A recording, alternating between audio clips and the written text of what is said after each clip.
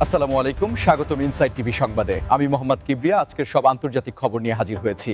শুরুতেই জানিয়ে দিব সংবাদ শিরোনাম, তারপর বিস্তারিত। ইরানের বিরুদ্ধে আমরা খুব ভালো অবস্থানে আছি, ট্রাম্প। উপসাগরীয় দেশগুলোতে ইরানের আক্রমণ অবিশ্বাস্য রকম ভুল কৌশল, তুরস্ক। ইরানে গণতন্ত্র নয়, পুতুল সরকার চান, ট্রাম্প। দুবাই মার্কিন কনসুলেটে ইরানের ড্রোন হামলা। প্রয়োজনে হরমুজ প্রণালীতে জাহাজকে নিরাপত্তা দেবে মার্কিন নৌবাহিনী। আসসালামু আলাইকুম, স্বাগতম জানাচ্ছি ইনসাইড টিভি সংবাদে। আমি মোহাম্মদ কিবরিয়া। এতক্ষণ শুনছিলেন সংবাদ শিরোনাম, এবার বিস্তারিত। মার্কিন প্রশাসনের শীর্ষ পর্যায় থেকে আসা সর্বশেষ মন্তব্যটি বিশ্বজুড়ে ব্যাপক আলোচনার জন্ম দিয়েছে, যেখানে সাবেক প্রেসিডেন্ট ডোনাল্ড ট্রাম্প অত্যন্ত আত্মবিশ্বাসের সাথে দাবি করেছেন যে ইরানের বিরুদ্ধে তারা বর্তমানে খুব ভালো একটি কৌশলগত অবস্থানে রয়েছেন। এই কথাটির গভীরতা বিশ্লেষণ করতে গেলে আমাদের একটু পিছনের দিকে তাকাতে হবে এবং বুঝতে হবে যে মার্কিন যুক্তরাষ্ট্রের এই ভালো অবস্থান বলতে আসলে কি বোঝানো হচ্ছে। মূলত অর্থনৈতিক নিষেধাজ্ঞা, আন্তর্জাতিক পরিমণ্ডলে কূটনৈতিক চাপ এবং মধ্যপ্রাচ্যে মিত্র দেশগুলোর সাথে শক্তিশালী নেটওয়ার্ক গড়ে তোলার মাধ্যমে আমেরিকা দীর্ঘদিন ধরেই ইরানের উপর একটি অদৃশ্য বলয় তৈরি করে রেখেছে, যার ফলে ইরানের অভ্যন্তরীণ অর্থনীতি এবং আন্তর্জাতিক বাণিজ্য ব্যাপকভাবে বাধাগ্রস্ত হয়েছে।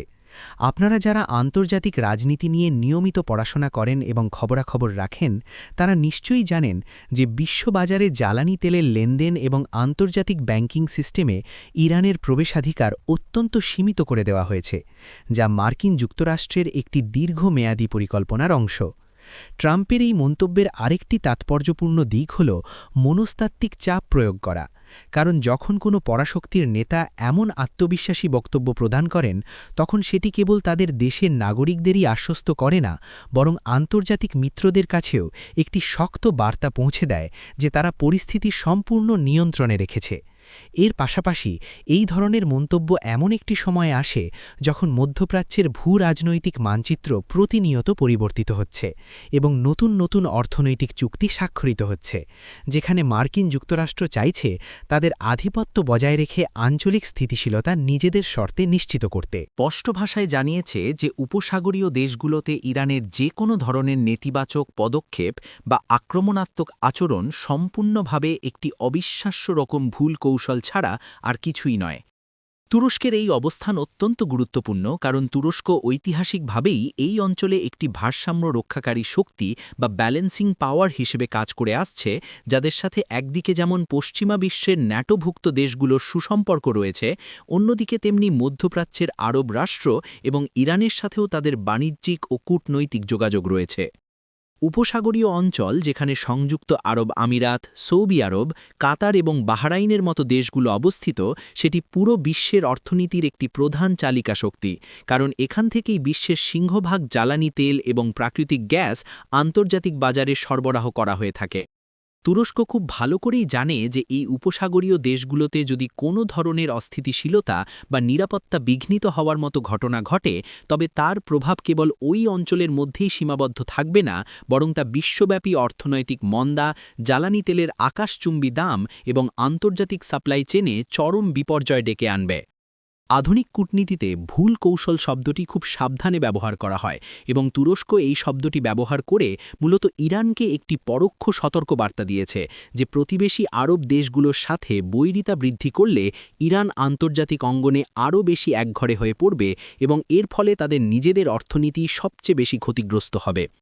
তাছাড়া তুরস্ক নিজে একটি শক্তিশালী অর্থনীতির দেশ হিসাবে মধ্যপ্রাচ্যের এই দেশগুলোতে তাদের প্রচুর বিনিয়োগ এবং দ্বিপাক্ষিক বাণিজ্য বজায় রেখেছে, তাই যে কোনো আঞ্চলিক উত্তেজনা তুরস্কের নিজস্ব অর্থনৈতিক স্বার্থেরও পরিপন্থী। মার্কিন যুক্তরাষ্ট্রের পররাষ্ট্রনীতি নিয়ে সারা বিশ্বেই সবসময় একটি বিতর্ক লেগেই থাকে, আর এবার সেই বিতর্কের আগুনে নতুন করে ঘি ঢেলেছে একটি চাঞ্চল্যকর দাবি, যেখানে আন্তর্জাতিক বিশ্লেষকরা বলছেন যে সাবেক মার্কিন প্রেসিডেন্ট ডোনাল্ড ট্রাম্প আসলে ইরানে কোনো সত্যিকারের তৃণমূল পর্যায়ের গণতন্ত্র প্রতিষ্ঠা করতে চান না, বরং তিনি এমন একটি পুতুল সরকার বা অনুগত প্রশাসন বসাতে আগ্রহী যারা কেবল ওয়াশিংটনের ইশারাতেই কাজ করবে। এই দাবিটি আন্তর্জাতিক সম্পর্কের একটি অত্যন্ত জটিল এবং স্পর্শকাতর দিক উন্মোচন করে, কারণ ইতিহাসে আমরা বহুবার দেখেছি যে পরাশক্তিগুলা যখন কোনো দেশের শাসন ব্যবস্থা পরিবর্তনের কথা বলে তখন তাদের মূল লক্ষ্য থাকে সেই দেশটির প্রাকৃতিক সম্পদ, ভৌগোলিক অবস্থান এবং আঞ্চলিক প্রভাবকে নিজেদের স্বার্থে ব্যবহার করা। ইরানের ক্ষেত্রেও বিষয়টি ভিন্ন নয়। ইরান তেল ও প্রাকৃতিক গ্যাসে সমৃদ্ধ একটি বিশাল দেশ এবং মধ্যপ্রাচ্যের রাজনীতিতে তাদের একটি শক্ত অবস্থান রয়েছে, যা মার্কিন যুক্তরাষ্ট্রের একছত্র আধিপত্যের পথে একটি বড় বাধা হিসেবে কাজ করে। বিশ্লেষকরা মনে করেন ট্রাম্প প্রশাসনের নীতি কখনোই ইরানের সাধারণ মানুষের মানবাধিকার বা গণতান্ত্রিক অধিকার নিশ্চিত করার জন্য ছিল না, বরং তাদের মূল এজেন্ডা ছিল বর্তমান প্রশাসনকে এতটাই চাপে ফেলা যাতে তারা বাধ্য হয়ে আত্মসমর্পণ করে অথবা এমন কোনো সরকার ক্ষমতায় আসে যারা আমেরিকার সাথে শর্তহীনভাবে সমস্ত চুক্তি মেনে নেবে। একটি পুতুল সরকার বলতে মূলত এমন একটি শাসন ব্যবস্থাকে বোঝায় যার নিজস্ব কোনো সার্বভৌম সিদ্ধান্ত নেওয়ার ক্ষমতা থাকে না, বরং তারা তাদের বিদেশি প্রভুদের নির্দেশনায় দেশের অভ্যন্তরীণ এবং বৈদেশিক নীতি নির্ধারণ করে, যা দীর্ঘমেয়াদে সেই দেশের নাগরিকদের জন্য চরম অবমাননাকর এবং ক্ষতিকর। সংযুক্ত আরব আমিরাতের দুবাই, যা সারা বিশ্বের কাছে একটি অন্যতম প্রধান বাণিজ্যিক এবং পর্যটন কেন্দ্র হিসেবে পরিচিত, সেখানে অবস্থিত মার্কিন কনসুলেটকে লক্ষ্য করে সম্প্রতি ইরানের ড্রোন পরিচালনার যে চাঞ্চল্যকর খবর সামনে এসেছে তা পুরো আন্তর্জাতিক কূটনৈতিক পাড়ায় একটি গভীর উদ্বেগের জন্ম দিয়েছে।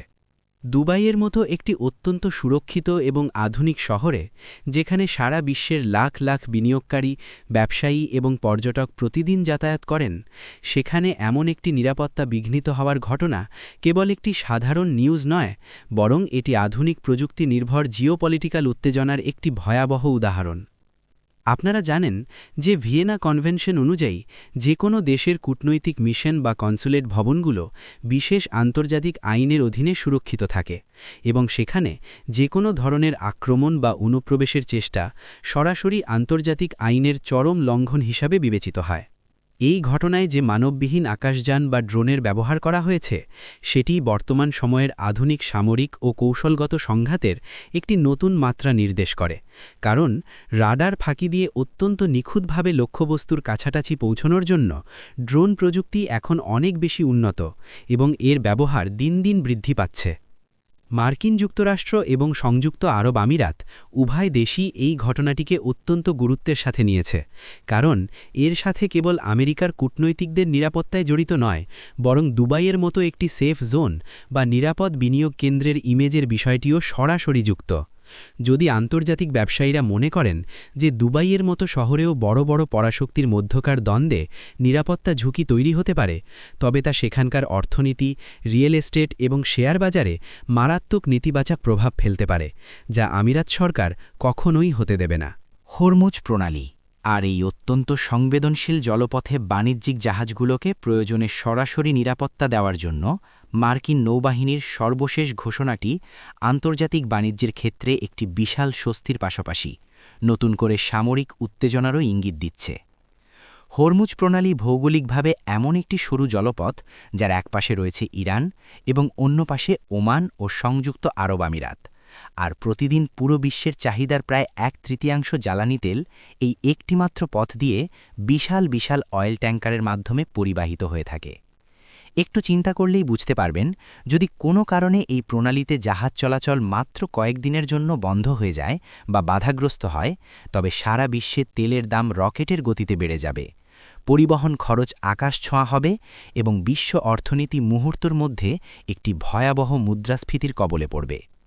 ঠিক এই জায়গাটিতেই মার্কিন নৌবাহিনী বা ইউএস নেভি তাদের গ্লোবাল সুপার পাওয়ার ইমেজের দায়িত্ব পালন করতে এগিয়ে এসেছে, কারণ গত কয়েক বছরে এই অঞ্চলে বেশ কয়েকটি বাণিজ্যিক জাহাজের রহস্যজনক নাশকতা, হয়রানি এবং জোরপূর্বক আটক করার মতো চাঞ্চল্যকর ঘটনা ঘটেছে, যার জন্য পশ্চিমা বিশ্ব বারবার ইরানকে দায়ী করে আসছে।